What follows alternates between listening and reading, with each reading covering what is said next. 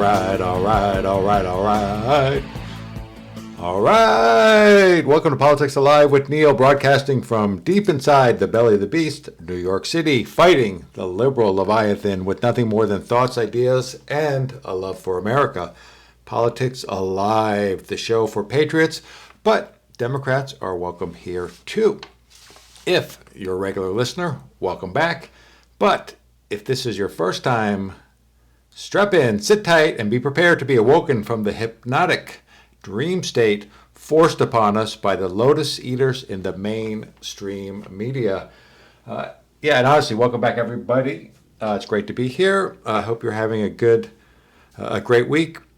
I'll tell you, I hope I don't come across as too loopy or anything today. It's funny, in the news this week, Ryan Gosling did a live stream of himself getting a colonoscopy.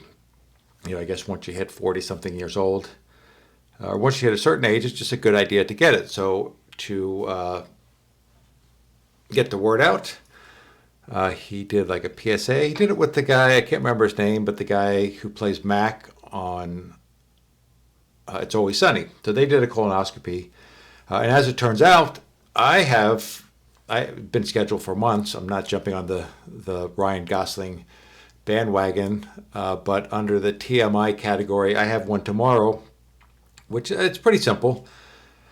But part of it is you don't eat the day before. So I haven't eaten today. So that's the only hard part. So hopefully my blood sugar won't make me go cuckoo bananas any more than usual. All right, but yeah, let's just jump into the show. So last week we talked, by the way, we're not going to talk about Andrew Tate a whole bunch, but last week we did talk about Andrew Tate. We also talked about a Dennis Prager article called, Are Women Disproportionately Hurting America? And spoiler alert, we analyzed the article, and I agreed with the writer, Dennis Prager of PragerU. And basically, no. I mean, women are not bad. This is not a bash women kind of show, at all. But the article did talk about some stuff that, just as a lot of things in society are aimed at controlling the bad impulses of men, when they get out of control, which involves violence and crime and stuff, certainly stuff like rape or, just really any violent crime tends to be done much more by men than by women. So we address a lot of that. Jails are mostly men.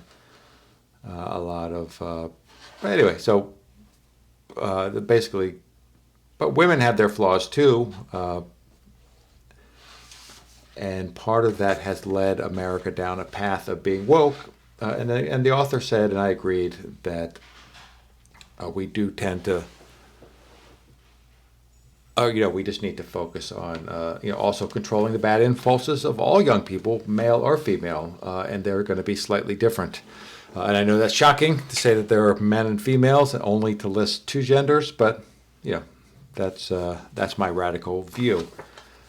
But also sort of talking, there is a crisis among young men. So this show is really about politics and my thoughts on it. It's not part of the manosphere. It's not a men's rights show. It's not even an issue that we really focus on, but just the way things worked out. Last week we did some stuff on that subject, and then this week we're going to do a little bit on sort of a societal shift. It's what happens. We're going to talk about in a minute. I'm going to read an article and share some thoughts on what happens to society when the average man can't marry well anymore. But before we get into that, just because it connects to it, I'm just going to play a couple minutes of Andrew Tate. So this is Andrew Tate being interviewed by Tucker Carlson a couple weeks ago, and he's talking, sort of as an alpha male, whatever that means, or certainly as a high status male. He is high status. He is famous. He is successful in sports. He is wealthy. And he's famous on a few. He's famous as a MMA fighter. He was on some reality show. I never saw it. Big Brother, maybe. So he's famous as a TV star. Now he's famous as an internet personality. He's actually the most banned, I've been told, the most banned man on the internet right now. But let's just hear a couple minutes of Mr. Tate, and then we'll get into the article. I don't really feel like I've exposed anything. Like, I'm truly not a very political person. This is the first time someone's experienced this level of ban. I'm not particularly right-wing. I don't vote. I mean, I obviously have my own personal views, but they didn't ban me for that. They banned me simply because I had large swaths of the population agreeing to very traditional masculine values. Teenage men and young men, 22, 23, 24, were looking up to me and aspiring to be like me. I have a very traditionally masculine life. I have fast cars and a big house and a lot of money and a beautiful girlfriend. And they thought this was very, very threatening. And for some reason, they decided that it's better if they annihilate me from the internet and replace me with somebody who's more aligned with whatever they're trying to purport. Tell us what your message is to young men. Yeah, so I think that being a man is very, very difficult. I think that men's issues are largely overlooked. The people in charge of the world pretend to care, but when somebody who's championing men's issues like myself comes forward and finally manages to garner huge percentiles of the public support, I'm silenced. So they're not really interested in men's issues. And there's a lot of young men growing up today that feel very disaffected. They feel invisible. The agendas that are being forced down their throats are not agendas they align with or they feel affinity to or agendas they want. And I basically just say to men, look, it's a very hard life. You're going to need to get up, work hard, go to the gym. Strong body is a strong mind. You're going to have to reject listening blindly to everything you're told, reject the slave mind, think for yourself, get a strong network of brothers, work aside them. Don't tolerate low quality people in your life, which means don't tolerate men who just smoke drugs and play video games, or men who are disloyal or dishonest. By extension, don't tolerate women or girlfriends who are disloyal or dishonest, and try and build and create a reality full of high quality people in which you can resist the programming that the Matrix tries to influence you with, and grow up truly happy. And what happens is when I say these things, they ignore 95% of what I say. They ignore me saying that you need to avoid low quality men, and they take the bit where I say avoid women who are dishonest, and then they put it on a reel, a very short 3 or 4 second clip, and then they say I'm a misogynistic person and I'm dangerous to women and I need to be banned. The problem is that the majority of young men in the world today are completely invisible, and social media has made them invisible. If you go into an Instagram feed, you have extremely beautiful women, which is fine. They're beautiful, they're allowed to take pictures. But the only men who have followers are men with massive social status, right? Men with Ferraris and money, or rappers, or people who have YouTube channels, interesting people. If you're a normal man with a normal job, you don't really exist in the online world. It's very difficult to get followers. Nobody replies to your DMs. You don't really matter. You don't have access to the sexual marketplace. It's very difficult for you to even get any kind of recognition that you're even alive. And a lot of men feel lost and lonely because of that. And I was championing to a degree their issues by saying to them, look, that is unfair perhaps, but that's the way the game works. You need to become a man of importance. You need to become a man of influence, or you're going to suffer the pain of being invisible forever. Here is how you do it. I wasn't trying to change the rules of the game. I was just telling the men how to win, because I came from nothing and I'm completely and utterly self-made. And I think the reason a lot of men are so depressed is because they feel invisible. They feel like the life is too hard. Women expect me to be strong and smart and funny and interesting with a nice apartment and a fast car and tall and well connected and funny, and it's just too much for them to handle. And the social pressure on men is absolutely immense. And I was championing their issues. And at the same time, all these social media platforms pretend to care. As soon as somebody they resonate with stands up and champions their issues, they mass blanket ban me, which shows they have absolutely no care for the young men of the world today. All right, yeah, so I think you get the point. And I think that it is a real issue that if you're a young man, it is a different world. You don't go to the farm, you don't go to the square dance, and you don't have a community where you could meet a wife and whatnot. Basically, you're invisible, and there's something sort of out there, but in evolutionary biology, where without certain rules in place, the top 10% of men will get 80% of the women, and the men, the men at the bottom get nothing. We sort of had, so what Andrew is saying, which I think is super interesting, is, hey, it's an unfair system, but you have to build yourself up to get some status if you want to get women. And I guess that's as good, as far as it goes. There's only going to be, but what if everyone did it? Then there's still going to be a bottom 60%. So this might be okay advice for now. But what if you just don't care about that? What if you're just autistic or handicapped? Who knows what? But you just have some issue where you'll never be in that top percent. You'll never be able to be a high status male. Well, this next article that I'm going to read a little bit from sort of talks about that. So just to be clear, one path is if you're a low status male and you have little or no value in the sexual marketplace. It's very frustrating, of course. But one path is which is not a bad path if it's within your realm, is just to go to the gym and get fit and be as attractive as you can be and be as successful as you can be. But that's not possible for everyone. And to be honest, maybe some people don't even want to play that game, or maybe their personality is such that they can't. So they may. So that's what this little article is about. So this is a guy analyzing it from another point of view. Like, what if? Well, I'll just read it. So this guy. It's a blog on. If you guys are on Substack, the writer is called Bright Eyes on Substack. So he says, our civilization is held together by a pact. Mid-men get the P word. So mid-men means just average guys. And the P word means vagina. So our civilization is held together by a pact. Mid-men get the P word. Everyone else, the society, gets infrastructure.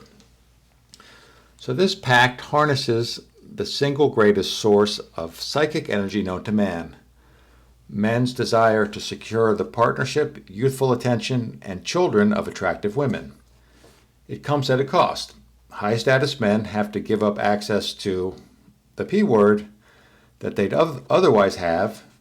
Mid-women, your average women, have to settle for mid-men early in their life instead of sharing a high status man for a bit in their youth, and then otherwise remaining single, and then and then marrying at an older age, which they prefer. So he's saying a lot of average women would rather date an alpha male, sort of high status guy, even if they have to sort of share him, or he's dating other people, or it's not a forever relationship.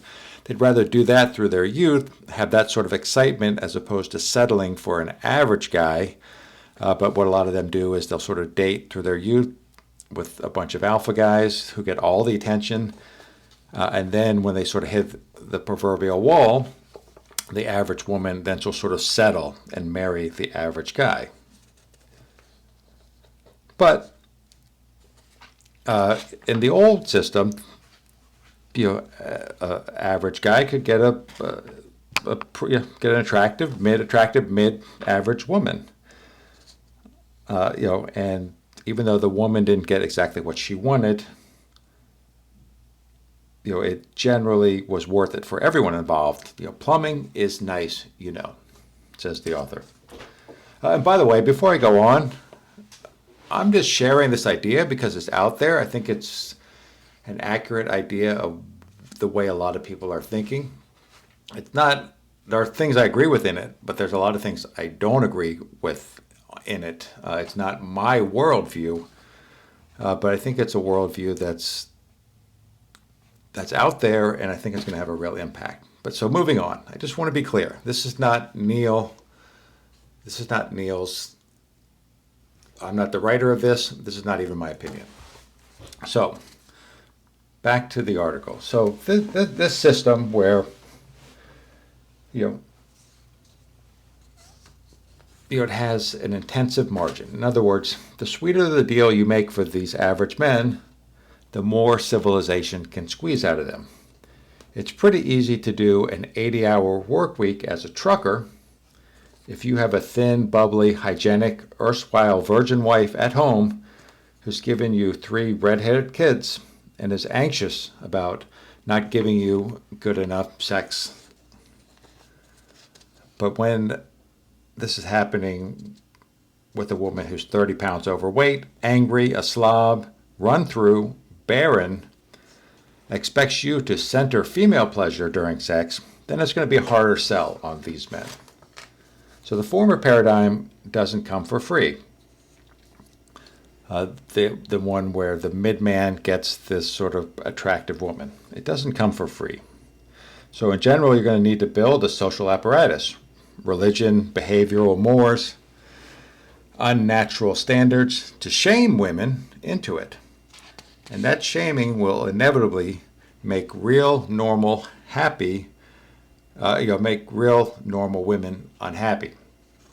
But in exchange, you'll get more civilization. I don't know if anyone's ever read a lot of. I can't remember the name of the book, but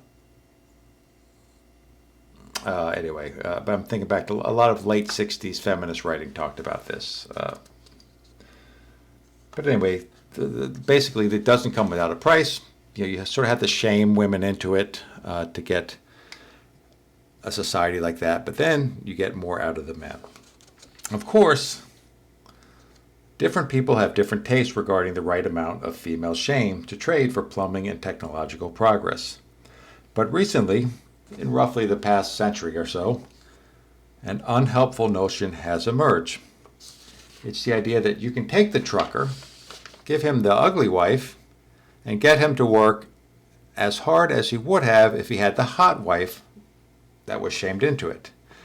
Needless to say, this notion is the core load-bearing column for feminism. At the bottom of it, the problem with this idea is that it's not feasible in the long run. The woman who cooked it up suffered from the typical mind fallacy, imagining men to be much more vulnerable to social shaming than they truly are. There's generally only, and by the way, this is very true, like it or not, this is very true. There's generally only one thing that will motivate men to build more civilization, and that's not shaming.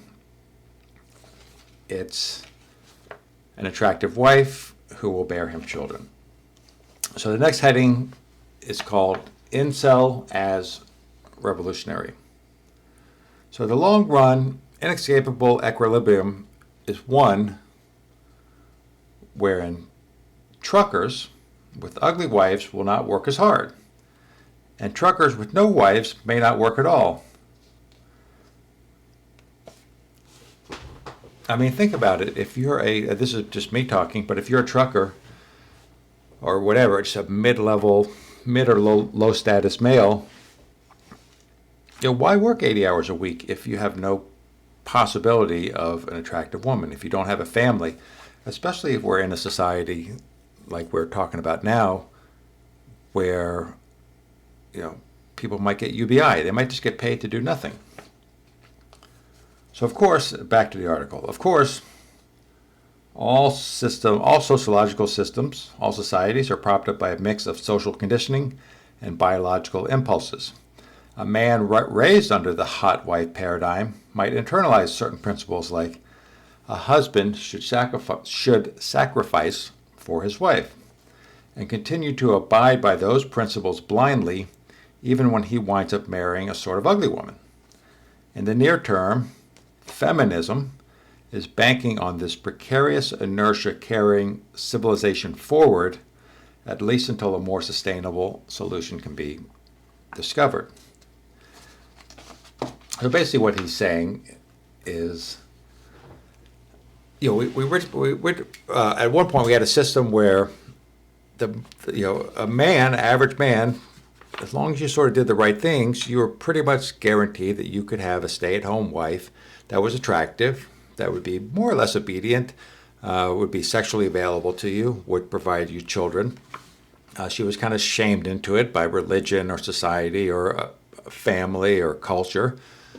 But it was a pretty good deal for the men, and it was a pretty good deal for society writ large, the society overall. Like, you could get men that would really work hard and be committed to the society under this condition. But feminism came along, and it had a legitimate issue. Women weren't always getting, mid women weren't getting the ideal out of this.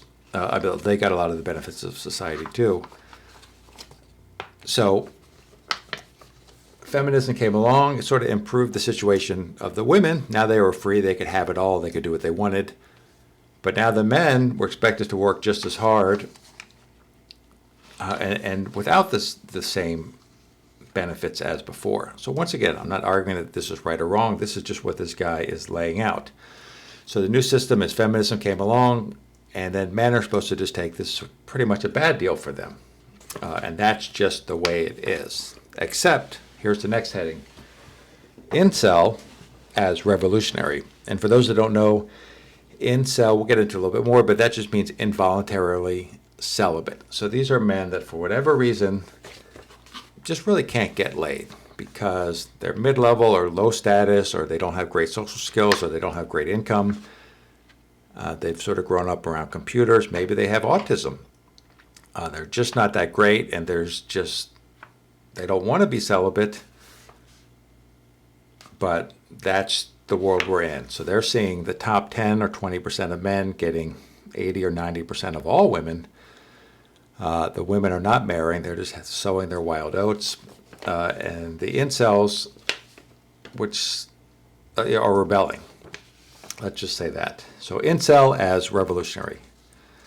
So the long-run inescapable equilibrium is one where truckers with ugly wives will not work as hard, and truckers with no wives may not work at all.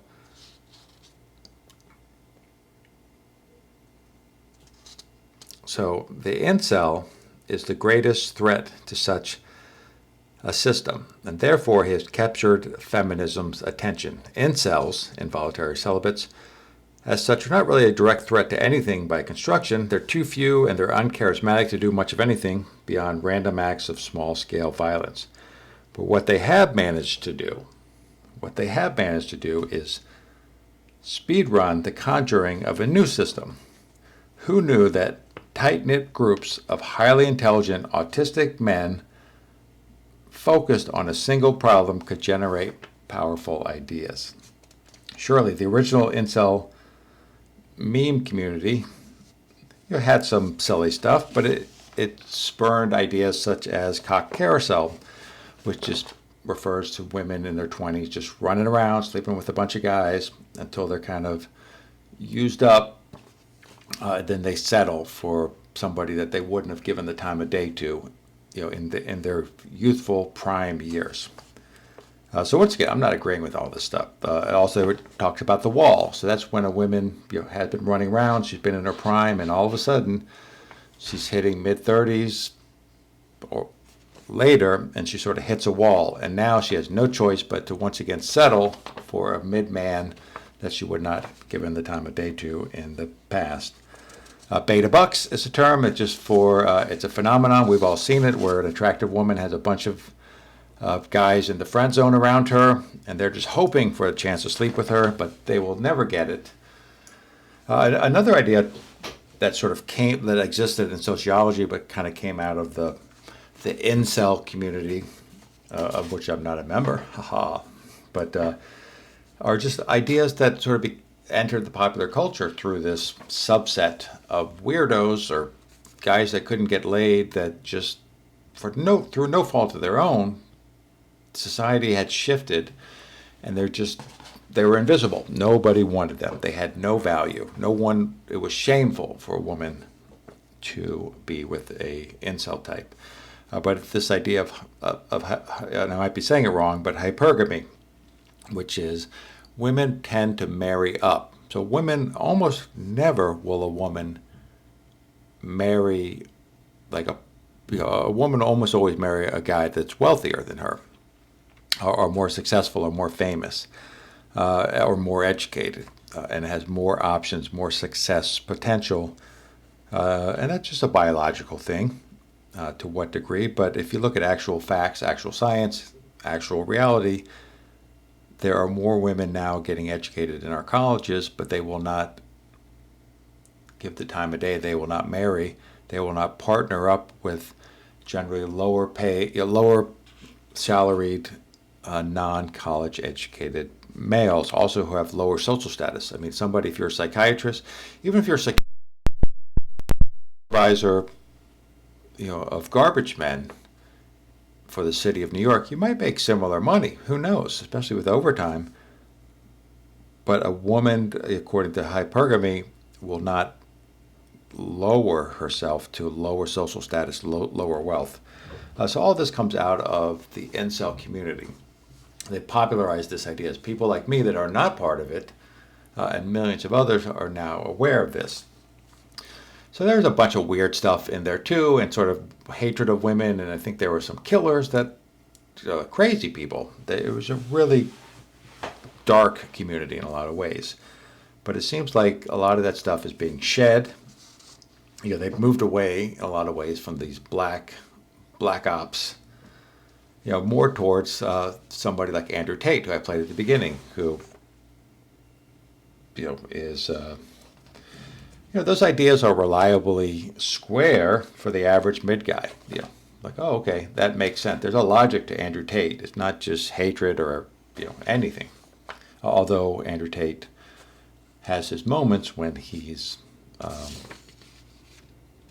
well, let's just say, I'm not going to say a chauvinist, but, or I'm not going to say sexist, but he's certainly a chauvinist. So as all this is happening, the incel movement, or whatever it's being called, it's jumping from 4chan to normal sites like TikTok.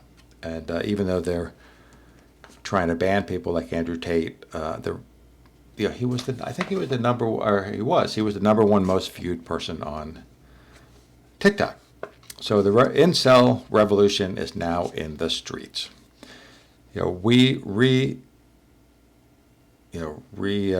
Resetting the system that will proceed apace, and mid-men will progressively back out of their end of the current deal. This poses a civilizational shift. Next section, called A New Cope. So this feminism, which is a political program which seeks to liberate mid or average women from their end of the bargain, will not go down without a fight. So as the incel movement gains converts and mid-men start defecting from what we have now, it will generate a number of copes for its supporters. One is AI, robotics, and immigrants will replace mid-men, and that's right around the corner. And then we'll have plumbing again. Then we'll have the good thing that the previous system used to give us, the societal infrastructure. Another one is, right now, there's just a crisis of masculinity. If you help us shame mid-men just a bit more, they'll go back to being responsible men. Basically, says the author, pay pigs. So they'll get none of the benefits of society, but they're still expected to pay for dates and be the responsible partner. Another cope. Men are being psyoped by baseless radical ideology like this incel movement. If we tweak the algorithm, they'll go back to being what your dad was like. Or men needing hot wives is only true when they're socially conditioned to be pigs. We can convince them to work hard for ugly wives. They just need a bit of education, which is what our university systems are trying to do. And I think failing in a lot of ways. Our schools, I don't know what the numbers are, but I was at NYU last year. It was about 65% women. It was way skewed, and I think that's pretty representative.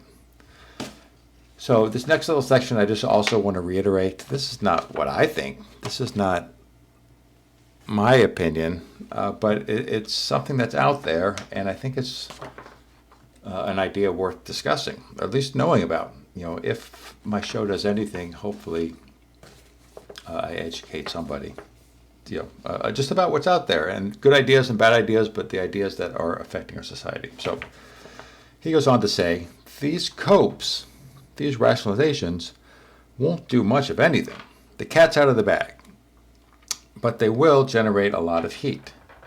Much social commentary, he says he, much social commentary in the coming decades will be exercised in such feminist rationalizations. This process, this shift, will be psychologically painful for many.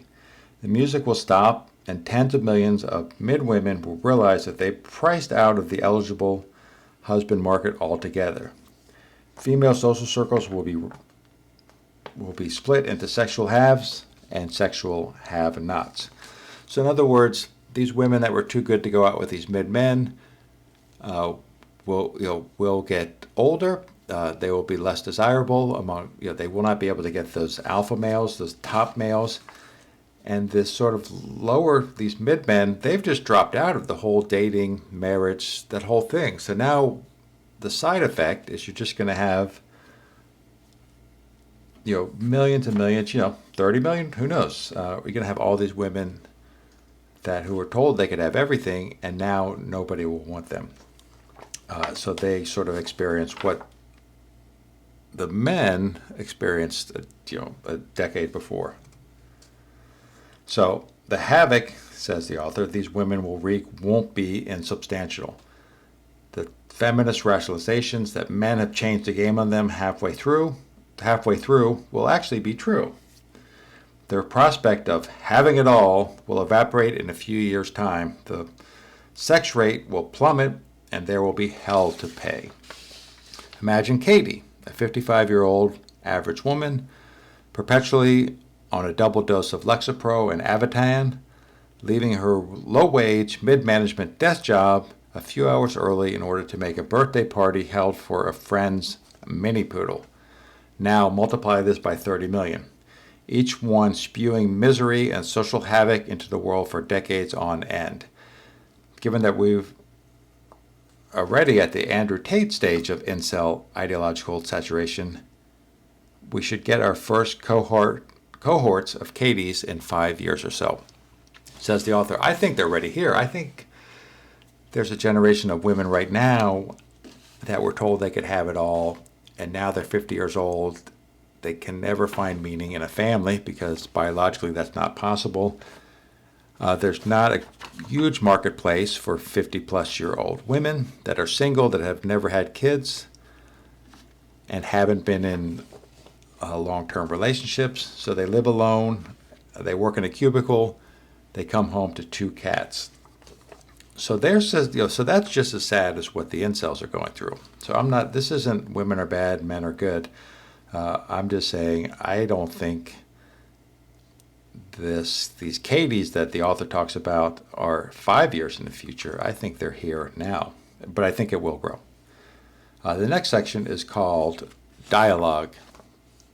Put simply, we have a major civilizational unraveling on our hands. Much of the things we assumed were conjured up by the magic of modernity, reliable core infrastructure, cheap food, energy, shipping, functional business apparatuses, all of the technology that we have, were in fact gifts bestowed upon us by a hungry God. We stopped sacrificing delicate virgins to him, and we tried to offer angry, fat hags in their stead. He wised to the ruse. Oh my God, my friend, 33-year-old Meredith with a master's from a tier 2 school, working a $70,000 a year job, is not an angry fat hag. She's a total catch, and you're sexist.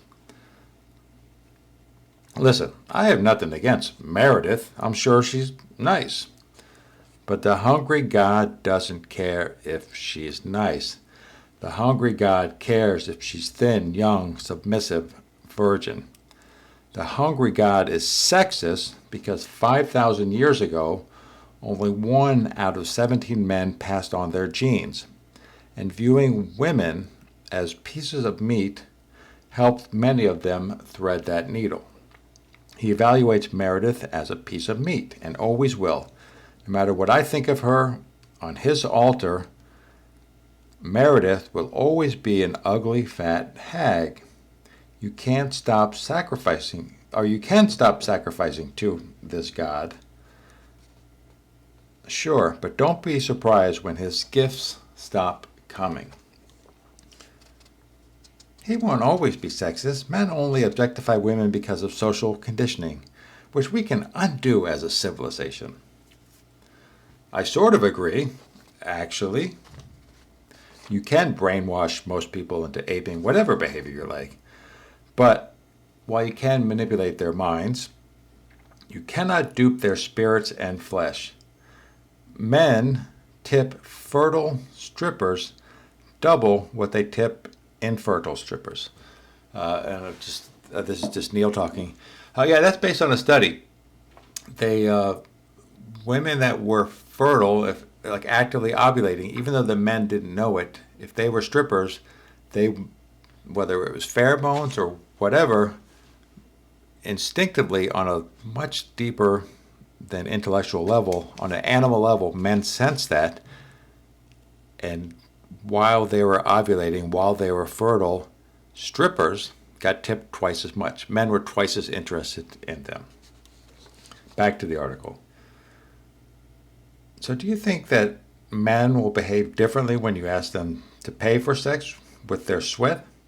The male body intuitively knows which prizes are worth fighting for and which ones only warrant a holding pattern at best. No shaming, no societal machinations will ever change that. Ever. You may nominally hold on to you may hold on to full employment among average males, but the output will be greatly reduced. This is the absolute best case scenario here. Anything more promising is the delusional cope.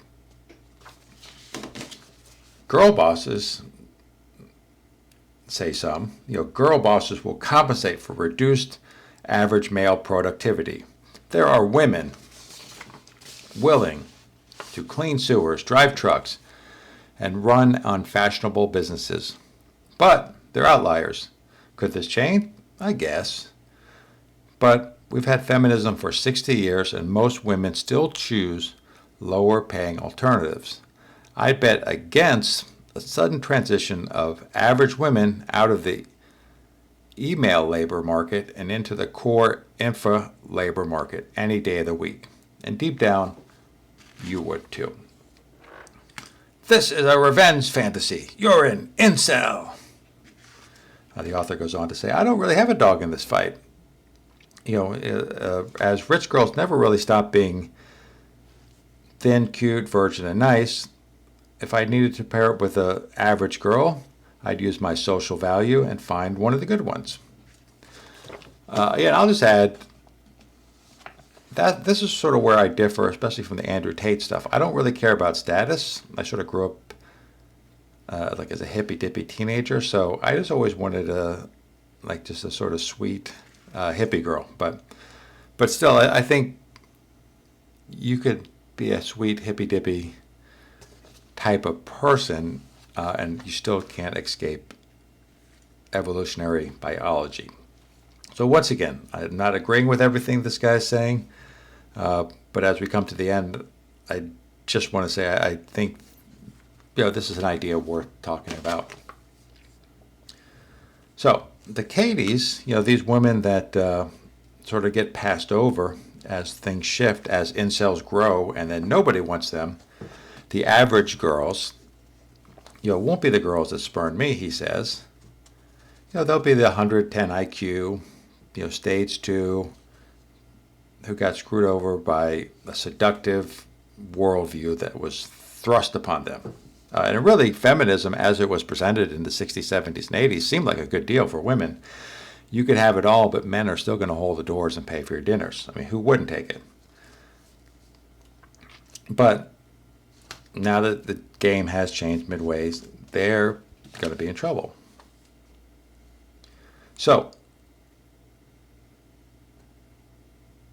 if this is a fantasy, it's contemptuous and sadistic, not resentful and vengeful, he says. So finally, the prognosis, the conclusion. What does he have to say? The outlook here is simple. This will not be an extinction event, but it will put serious pressure on civilizational infrastructure and produce a metric ton of female suffering. Hedge against the former by going long on consumer goods, short on industrials, and befriending a few handy average men with a pathologically high morale. Hedge against the latter by limiting social exposure, that is, concentrations of average middle-aged women, especially in academia, media, and social media, left-wing politics, and corporate bureaucracy, sooner than later, because it's going to be a bloodbath out there. And if you're cool with casual sex, unlike me, and feeling particularly charitable, consider lending Katie your companionship. Any little bit to prop up the sex rate will go a long way. All right, so that was a little rough on women, but I think he does have a point. This system is such a bad deal for young men that some of them will be able to follow the Andrew Tate model. And, by the way, the article's done. This is just me talking. But some of them will be able to follow the Andrew Tate system and make themselves high status. But a lot of them are just going to drop out. They're not going to work as hard. They're going to drop out of the mating pool. They're going to drop out of the dating pool. They're going to, as they get a little bit older, drop out of the sexual marketplace. So they're taking the first hit. They've already taken the first hit. They're in the battle.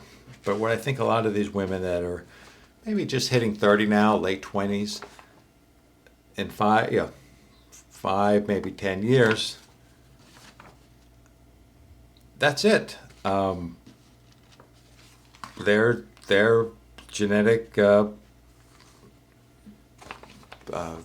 gene pool just will not continue. It's a pretty sad future they have ahead of them. They're just going to go to work in a cubicle for another 20, let's say they hit 40 and they're not 40, 45 the rest of their life. They got 20 more years in a cubicle. Then they're going to be on Social Security, living with their 2 cats in their apartment or, a little house in the country by themselves. So I don't know what the answer is, but nobody's talking about it. And this whole incel movement is really the only ones talking about it. And I think some of these women need to wake up too. As for what to do, I don't really know what to do. If you can't get it together in the Andrew Tate way, I don't know what you do if you're a guy. I guess you just try to find someone nice and marry them. I think at the end of the day, you got to roll the dice. You just got to roll the dice. All right, so I didn't mean to go almost a whole show on that, but that sometimes happens. All right, everyone, thank you so much for tuning in. Tune in next week on Politics Alive with Neil.